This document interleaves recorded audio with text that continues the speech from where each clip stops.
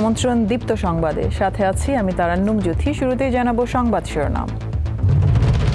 নীলফামারীর উত্তরা ইপিজেডে শ্রমিকদের বিক্ষোভ, আইনশৃঙ্খলা বাহিনীর সাথে সংঘর্ষে নিহত এক ছাত্রীকে গণধর্ষণের হুমকি দেওয়ার ঘটনায় উত্তপ্ত ঢাকা বিশ্ববিদ্যালয়, বিভিন্ন সংগঠনের প্রতিবাদ। নির্বাচন বানচালের চেষ্টা হচ্ছে, আরও বাধা আসতে পারে, 7টি দলের সাথে বৈঠকে প্রধান উপদেষ্টা। শেখ হাসিনা ওয়াসাদুজ্জামানের নির্দেশেই জুলাই আগস্টের গণহত্যা, ট্রাইব্যুনালে রাজসাক্ষী মামুন।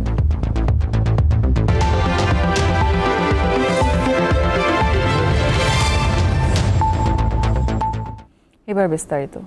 নীলফামারীর উত্তরা ইপিজেডে কারখানা বন্ধ ও ছাঁটাইয়ের জেরে শ্রমিক ও আইনশৃঙ্খলা বাহিনীর সংঘর্ষে একজন নিহত হয়েছে, আহত হয়েছে অন্তত 20 জন।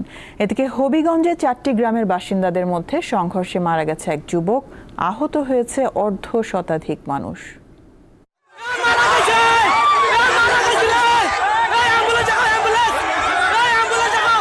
শনিবার থেকে 18 দফা দাবিতে আন্দোলনে নামে নীলফামারীর উত্তর ইপিজেডের এভারগ্রিন প্রোডাক্টস ফ্যাক্টরির শ্রমিকরা। অবৈধভাবে ছাঁটাই, বেতন বকেয়া, নামাজের সময় না দেওয়া সহ বিভিন্ন দাবিতে আন্দোলনে নামেন তারা। 3 দিনের উত্তেজনার পর মঙ্গলবার সকালে তার রূপ নেয় সহিংসতায়। শ্রমিকদের ছত্রভঙ্গ করতে লাঠিচার্জ করে পুলিশ ও সেনাবাহিনী। এক পর্যায়ে গুলি চালালে ইকো প্যাকেজিং কোম্পানির শ্রমিক হাবিব মারা যায়। আহত হয় এভারগ্রিন ফ্যাক্টরির অন্তত 20 জন শ্রমিক। আজকে কিন্তু সেনাবাহিনীর সঙ্গে একটি সংঘর্ষ হয়ে তারা সেনাবাহিনী আজকে আমাদের ভাইদিকে গুলিবদ্ধ করছে। রাবার বুলেট লাগছে 3টা, আর একজনের সীসা বুলেট লাগিয়ে এদিক দিয়ে একটা হাড়ের মধ্যে ঢুকে গেছি। সমস্যা আমরা মনে করি, আমরা সাধারণ জনগণ এবং সবাই মনে করি এখানে সমস্যা ব্যবসার, আমাদের ব্যবসা সংস্কার করার দরকার। মূলত আমার প্রশ্ন হচ্ছে, বাংলাদেশ সেনাবাহিনী কেন গুলি করলো আমাদের শ্রমিকদের উপর, যারা শান্তিপূর্ণ আন্দোলন করেছিল? সেনাবাহিনী, বিজিবি, পুলিশ কাজ করে যাচ্ছে এবং পরিস্থিতি এখন নিয়ন্ত্রণে। আহতদের সৈয়দপুরের 100 শয্যা বিশিষ্ট হাসপাতালে ভর্তি করা হয়েছে। বর্তমানে উত্তরা ইপিজেড এলাকায় অতিরিক্ত পুলিশ মোতায়েন রয়েছে। এদিকে হবিগঞ্জের নবীগঞ্জ উপজেলার জামারগাঁও এলাকায় সোমবার রাতে 2 অটোরিকশা চালকের মধ্যে বাকবিতণ্ডার জেরে মঙ্গলবার সকালে মাইকে ঘোষণা দিয়ে সংঘর্ষে জড়ায় 4 গ্রামের লোকজন। সংঘর্ষে সাব্বির নামে এক যুবক নিহত হয়েছে, আহত হয়েছে অর্ধ শতাধিক। খবর পেয়ে বানিয়াচং সেনা ক্যাম্পের একটি দল এবং পুলিশ ঘটনাস্থলে পৌঁছে পরিস্থিতি নিয়ন্ত্রণে আনে। কামরুন নাহার, দীপ্ত, বার্তাকক্ষ। নারী ভোটার এবার ডাকসু নির্বাচনে বড় ভূমিকা রাখবে বলে মনে করছেন সাধারণ শিক্ষার্থীরা। প্রার্থীরাও বিষয়টিকে গুরুত্ব দিচ্ছেন।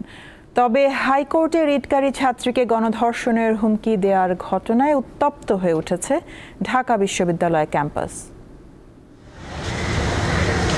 ঢাকা বিশ্ববিদ্যালয় কেন্দ্রীয় ছাত্র সংসদ ডাকসু নির্বাচনে এবার নারী ভোটারের সংখ্যা 18,902 জন, যা মোট ভোটারের 47.52%। নির্বাচনকে ঘিরে তাই সব প্রার্থীর নজর নারী ভোটারের ওপর। সাধারণ শিক্ষার্থীরা বলছেন, নারী ভোটাররা ডাকসু নির্বাচনের চিত্র বদলে দিতে পারে। এ বিষয়ে বিভিন্ন পদের প্রার্থীরাও সতর্ক।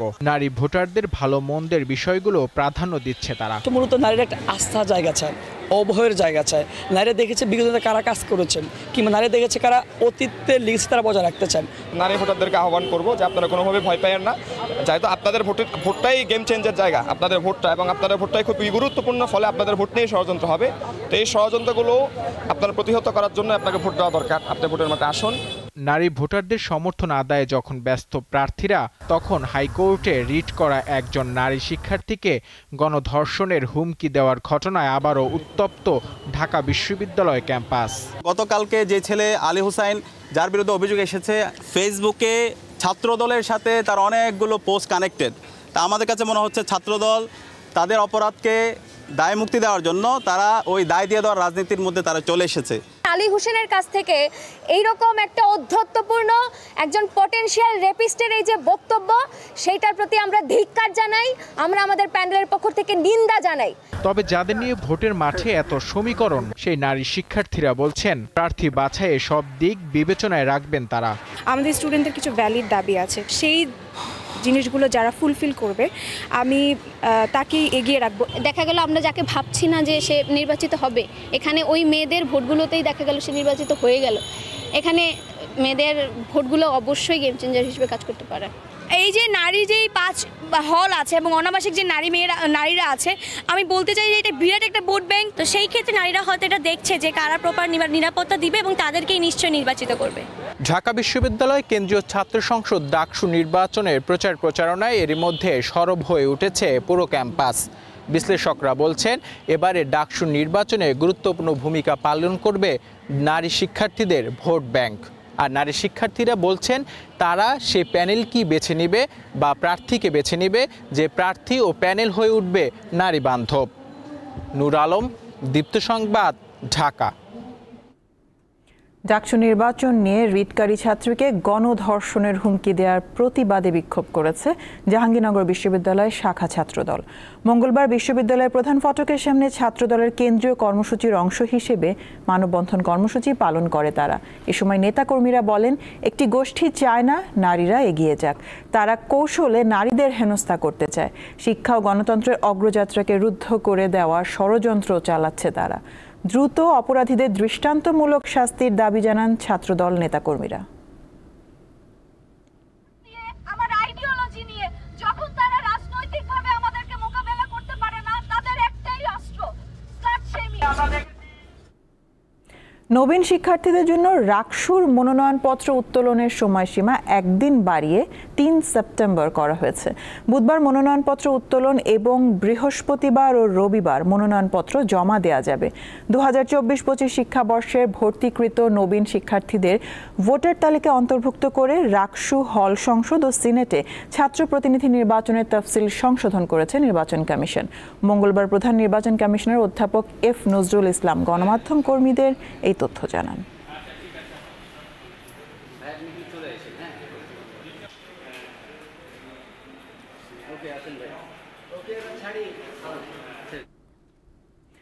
ত্রয়োদশ জাতীয় সংসদ নির্বাচন বানচালের লক্ষণ দেখা যাচ্ছে বলে মন্তব্য করেছেন প্রধান উপদেষ্টা ডক্টর মোহাম্মদ ইউনূস। সামনে আরও বাধা আসবে বলেও সতর্ক করেছেন তিনি। মঙ্গলবার 7টি রাজনৈতিক দল ও একটি সংগঠনের প্রতিনিধিদের সঙ্গে বৈঠকে প্রধান উপদেষ্টা এসব কথা বলেন। বর্তমান রাজনৈতিক পরিস্থিতি ও আগামী জাতীয় নির্বাচন নিয়ে আলোচনা করতে 7টি রাজনৈতিক দল এবং হেফাজতে ইসলামের নেতাদের সঙ্গে মঙ্গলবার বৈঠক করেন অন্তর্বর্তী সরকারের প্রধান উপদেষ্টা ডক্টর মোহাম্মদ ইউনূস। বিকালে রাষ্ট্রীয় অতিথি ভবন যমুনায় এই বৈঠক হয়। এরপর গণমাধ্যমের সঙ্গে কথা বলেন রাজনৈতিক দলের নেতারা। এই রাজনৈতিক দলগুলোকে নিয়ে এবং সরকার এবং নির্বাচন কমিশনের প্রতিনিধিদের নিয়ে নির্বাচনের পরিবেশ যে পরিস্থিতি সেটা সমন্বয় করার জন্য, সেটার মনিটর করার জন্য একটা কমিটি গঠন করা দরকার। সরকারের নিয়ন্ত্রণ, দৃঢ়তা এবং সমন্বয় যদি না হয় তাহলে নির্বাচন নিয়ে যে সংশয় আমরা এখন দেখতে পাচ্ছি বিভিন্ন মহলে, এই সংশয়টা কাটবে না বলে আমরা দৃঢ়ভাবে মত প্রকাশ করেছি। আওয়ামী লীগ, জাতীয় পার্টি ও 14 দলের নেতাদের বিচার ও নিষেধাজ্ঞা দাবি জানান কয়েকটি রাজনৈতিক দলের নেতারা। আওয়ামী লীগকে আপনারা যেভাবে নিষিদ্ধ করেছেন, ঠিক একই প্রক্রিয়ায় জাতীয় পার্টি এবং 14 দলকে নিষিদ্ধ করতে হবে। সমস্ত আইন শৃঙ্খলা সম্পূর্ণ ব্যর্থ হয়ে পড়েছে, সব আপনার ভেঙে পড়েছে। কোথাও কোনো আইন শৃঙ্খলা রক্ষাকারী বাহিনীর দৃশ্যমান কোনো অগ্রগতি আমরা দেখতে পাই নাই। প্রেস সচিব জানান, আনন্দ ও উৎসব মুখর পরিবেশে নির্বাচন হবে বলে আশা প্রকাশ করেছেন প্রধান উপদেষ্টা। যত রকম ভাবে পারে বাধা দিবে, বাংলাদেশের সত্তাকে গড়ে তুলতে তারা বাধা দিবে, তারা সর্বোচ্চ চেষ্টা করবে নির্বাচন বানচাল করার। এগুলোর কিছু কিছু লক্ষণ এখন দেখা যাচ্ছে, সামনে আরো আসবে। এই জন্য আমাদের আরো সতর্ক হতে হবে। বলেন, নির্বাচন আয়োজনে সবার সহযোগিতা চেয়েছেন ডক্টর ইউনূস। দিলশাদানি, দীপ্ত সংবাদ, ঢাকা।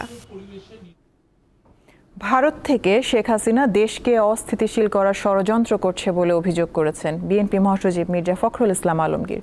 মঙ্গলবার বিএনপি প্রতিষ্ঠাবার্ষিকী উপলক্ষে পরিষ্কার পরিচ্ছন্নতামূলক কর্মসূচিতে তিনি এসব কথা বলেন। মির্জা ফখরুল বলেন, কোনো শিক্ষা প্রতিষ্ঠানে গোলমাল করা যাবে না। তিনি আরও বলেন, শেখ হাসিনা দেশ থেকে পালালেও শয়তানি ছাড়ে নাই, ভারত থেকে প্রতিনিয়ত উস্কানি দিচ্ছে। তারা ছাত্র যুবলীগকে গণ্ডগোল করার জন্য নির্দেশ দিচ্ছে। বিএনপি মহাসচিব বলেন, শেষ রক্তবিন্দু দিয়ে হলেও দেশের স্বাধীনতা রক্ষা করা হবে। আমাদের দায়িত্ব অনেক, তাই না? আমাদের মধ্যে ঐক্য নিয়ে আমরা জয় করবো ইনশাআল্লাহ। শেখ হাসিনা ও আসাদুজ্জামান খান কামালের নির্দেশেই জুলাই আগস্ট গণহত্যা হয়েছে বলে দাবি করেছেন আসামি থেকে রাজসাক্ষী হওয়া সাবেক আইজিপি চৌধুরী আব্দুল্লাহ আল মামুন। মঙ্গলবার ট্রাইব্যুনালে দেয়া জবানবন্দিতে তিনি শেখ হাসিনার বিরুদ্ধে নানা অভিযোগ তুলে ধরেন। বলেন, 2018 সালের নির্বাচনের রাতে ভোট কাটার পরামর্শ দেন তৎকালীন আইজিপি জাবেদ পাটোয়ারি। জুলাই আগস্টের মানবতাবিরোধী অপরাধের মামলায় সাবেক প্রধানমন্ত্রী শেখ হাসিনা, সাবেক স্বরাষ্ট্রমন্ত্রী আসাদুজ্জামান খান কামাল সহ 3 জনের বিরুদ্ধে বিচার চলছে আন্তর্জাতিক অপরাধ ট্রাইব্যুনাল 1-এ। চলমান এ মানবতাবিরোধী অপরাধের মামলায় রাজসাক্ষী হিসেবে জবানবন্দি দিয়েছেন পুলিশের সাবেক আইজি চৌধুরী আব্দুল্লাহ আল মামুন। ট্রাইব্যুনালকে তিনি জানান, 2018 সালের জাতীয় নির্বাচনের আগের রাতে 50% ভোট ব্যালট বাক্সে ভরে রাখতে শেখ হাসিনাকে পরামর্শ দিয়েছিলেন ওই সময়ের আইজিপি জাবেদ পাটোয়ারি। আর 2024 সালের সাবেক স্বরাষ্ট্রমন্ত্রী আসাদুজ্জামান খান কামালের নির্দেশে সমন্বয়কদের আটক ও মানসিক নির্যাতন করা হয়। কোন কোন ব্যক্তি এই বাস্তবায়নের ব্যাপারে উল্লেখযোগ্য ভূমিকা পালন করেছেন, কোন কমান্ড স্ট্রাকচার কিভাবে কাজ করেছে, কোন জায়গায় কমান্ড ব্রেক করে কাজ করেছে, এই সমস্ত তথ্য তিনি আজকে আদালতের সামনে তুলে ধরেছেন। সাক্ষ্যদানকালে ছাত্র জনতার আন্দোলনে যুক্ত থাকায় দুঃখ প্রকাশ করেন সাবেক আইজিপি। বলেন, আন্দোলন দমনের অতিরিক্ত বল প্রয়োগের ঘটনায় তিনি লজ্জিত, অনুতপ্ত ও ক্ষমাপ্রার্থী। বলেন, আন্দোলন দমনে অতিরিক্ত বল প্রয়োগের ঘটনায় তিনি লজ্জিত, অনুতপ্ত ও ক্ষমাপ্রার্থী। যে অপরাধগুলো প্রমাণ করার চেষ্টা করছিলাম সেটি একটা মারাত্মক অকাট্য দলিল হিসেবে আজকে উপস্থাপিত হয়েছে। আমরা আশা করছি সামনের দিনগুলোতে একই রকমের অকাট্য অথবা তার চেয়েও শক্তিশালী প্রমাণ আরও আদালত উপস্থিত করব এবং সমস্ত প্রমাণ উপস্থাপনের মাধ্যমে এই মামলাটির একটা চূড়ান্ত নিষ্পত্তি হবে। এর আগে আন্তর্জাতিক অপরাধ ট্রাইব্যুনাল 2-এর মূল ভবনের সংস্কার কাজ পরিদর্শন করেন আইন উপদেষ্টা ডক্টর আসিফ নজরুল এবং গৃহায়ন ও গণপূর্ত উপদেষ্টা আদিলুর রহমান খান। এ সময় আইন উপদেষ্টা জানান, জুলাই আগস্টের গণহত্যার বিচারকে সর্বোচ্চ গুরুত্ব দিচ্ছে সরকার। আমরা বিচার কার্যে সর্বোচ্চ গুরুত্ব দিচ্ছি এবং এটা যে শুধুমাত্র আইন মন্ত্রণালয় না, আপনি গৃহায়ন পূর্ত মন্ত্রণালয় বলেন বা অন্যান্য সংশ্লিষ্ট যত সরকারি প্রতিষ্ঠান আছে সবাই যে সর্বোচ্চ গুরুত্ব দিচ্ছে, আজকে দ্বিতীয় ট্রাইব্যুনালের কাজ অতি দ্রুত সম্পন্ন হওয়ার মধ্যে দিয়ে তা আবারও আপনার এটা প্রমাণিত হলো। মাহিদুর রহমান, দীপ্ত সংবাদ, ঢাকা। এবার গুড নাইট ডেঙ্গু সুরক্ষা।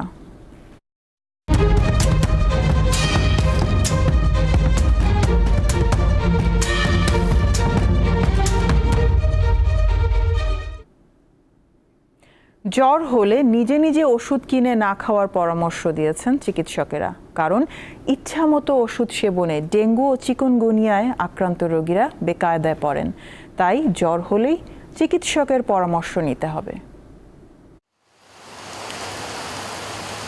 বাংলা বর্ষপঞ্জি অনুযায়ী বর্ষা পার হয়ে শরৎকাল এলেও প্রকৃতিতে এর প্রভাব পড়েনি। এখনো প্রায় প্রতিদিনই হালকা থেকে মাঝারি বৃষ্টি হচ্ছে, ফলে পানি জমছে বিভিন্ন জায়গায়, তাই বাড়ছে মশা। সেই সাথে পাল্লা দিয়ে বৃদ্ধি পাচ্ছে ডেঙ্গু ও চিকুনগুনিয়া রোগী। পানিটা নিষ্কাশিত হতে পারছে না। উপজেলা শহর বলি, মফস্বল শহর বলি, আমাদের বাড়ির আশেপাশে বলি, এমনকি রাজধানী শহর ঢাকাতেও, তো সেগুলোর মধ্যে কিন্তু আসলে এডিস মশার লার্ভা পাওয়া যাচ্ছে এবং আমরা কিন্তু ডেঙ্গু রোগীও পেয়েছি। চিকিৎসকরা বলছেন, ডেঙ্গুর প্রথম লক্ষণ যেহেতু জ্বর, তাই অনেকেই চিকিৎসকের কাছে না গিয়ে নিজেরা ওষুধ কিনে খেয়ে বিপত্তি ডেকে আনছেন। যারা দেখা যাচ্ছে দীর্ঘদিন ধরে জ্বর, 2-3 দিন ওয়েট করতে যাচ্ছে, বাচ্চাগুলো পরবর্তীতে একটু কমপ্লিকেটেড পর্যায়ে চলে যাচ্ছে, যা তার হয়তো ডেঙ্গু আছে। ডেঙ্গু থাকলে বাচ্চাগুলো পরবর্তীতে দেখা যাচ্ছে ডেঙ্গুর যে এক্সটেন্ডেড ডেঙ্গু সিমটমগুলো আছে এর ভিতরে চলে যাচ্ছে। পরবর্তীতে বাচ্চাটা বুকে পানি নিয়ে প্রেজেন্ট করছে কিংবা পেটের ভিতরে পানি নিয়ে প্রেজেন্ট করছে, খিঁচুনি, একটা জ্বরের ভিতরে একটা খিঁচুনি হয়ে যাচ্ছে। দীর্ঘদিন জ্বর থাকলে বিশেষায়িত একটি পরীক্ষা করানোর পরামর্শ দিলেন এই বিশেষজ্ঞ। অনেক সময়ই ডেঙ্গু NS1 বা IgG IgM গুলোর যে রিপোর্ট, সেগুলোর সাথে রোগীদের লক্ষণ মিলানো যায় না। কারণ এইটার আরও কতগুলো স্ট্যান্ডার্ড আছে। বাইরের দেশগুলোতে কিন্তু আসলে আমরা দেখেছি যে টেস্টগুলো আমরা অ্যান্টিজেন অ্যান্টিবডি টেস্টগুলো করছি, এগুলোর সাথেও কিন্তু আসলে ভাইরাল পিসিআর প্যানেল বলি আমরা, হ্যাঁ, এই টেস্টটা করা। এটা একটা PCR test, polymerase chain reaction test.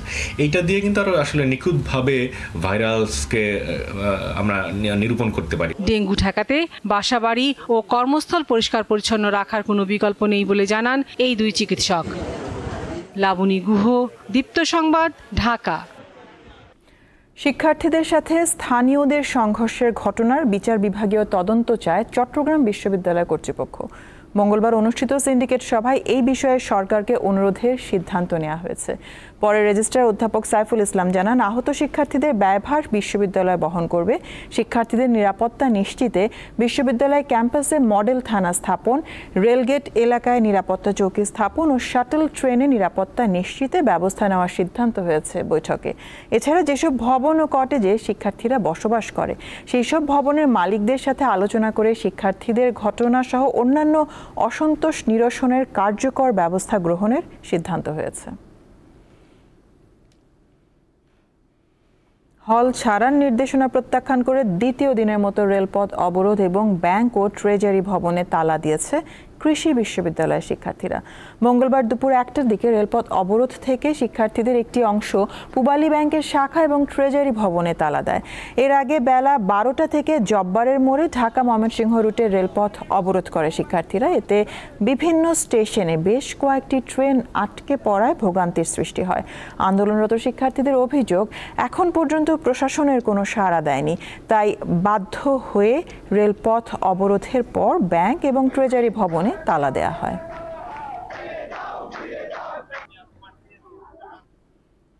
এখন থেকে সারা দেশের বিচারকদের নিয়ন্ত্রণ ও সুশৃঙ্খলার দায়িত্ব সুপ্রিম কোর্টের হাতে থাকবে।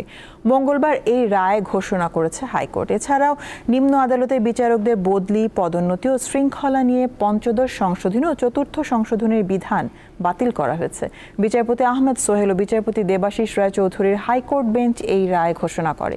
এছাড়াও আগামী 3 মাসের মধ্যে আলাদা সচিবালয় গঠনের নির্দেশ দিয়েছে হাইকোর্ট। 13 আগস্ট সংবিধানের 116 অনুচ্ছেদের বৈধতা প্রশ্নে জারি করা রুলের চূড়ান্ত শুনানি শেষ হয়েছে। দীপ্ত টিভিতে শুরু হয়েছে 2 দিন ব্যাপী অভিনয় শিল্পী বাছাই অডিশন। খুঁজছি অভিনয় শিল্পী নামের এই আয়োজনে প্রথম দিনে অংশ নিতে ঢাকা ও ঢাকার বাইরে থেকে যোগদান শতাধিক প্রতিযোগী। ধারাবাহিক মেগা সিরিজ পরম্পরায় অভিনয়ের সুযোগ পাবেন বাছাইকৃত প্রতিযোগীরা। অভিনয়ে দক্ষ, উচ্চারণে ভালো এমন 15 থেকে 25 বছর বয়সী তরুণ তরুণীরা এই অডিশনে সুযোগ পাচ্ছেন। অডিশনে অংশ নিতে অনলাইনে বিজ্ঞপ্তির মাধ্যমে নিবন্ধন করেছিলেন 2 শতাধিক প্রতিযোগী। প্রাথমিক বাছাই শেষে দ্বিতীয় ধাপে প্রশিক্ষণ ও পরবর্তী ধাপে থাকছে গ্রুমিং।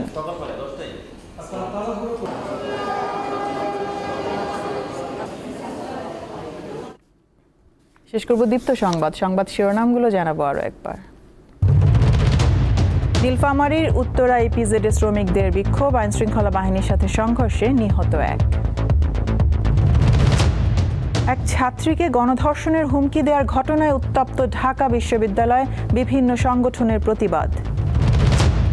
নির্বাচন বানচালের চেষ্টা হচ্ছে, আরও বাধা আসতে পারে, 7টি দলের সাথে বৈঠকে প্রধান উপদেষ্টা। শেখ হাসিনা ও আসাদুজ্জামানের নির্দেশে জুলাই আগস্টের গণহত্যা, ট্রাইব্যুনালে রাজসাক্ষী মামুন। এ ছিল এখনকার মতন। আমি তারান্নুম জ্যোতি বিদায় নিচ্ছি। দর্শক আরও তথ্য বিনোদনের সংবাদ জানতে যুক্ত থাকুন দীপ্ত টিভির ডিজিটাল প্ল্যাটফর্মগুলোতে। এতক্ষণ সাথে থাকার জন্য ধন্যবাদ সবাইকে।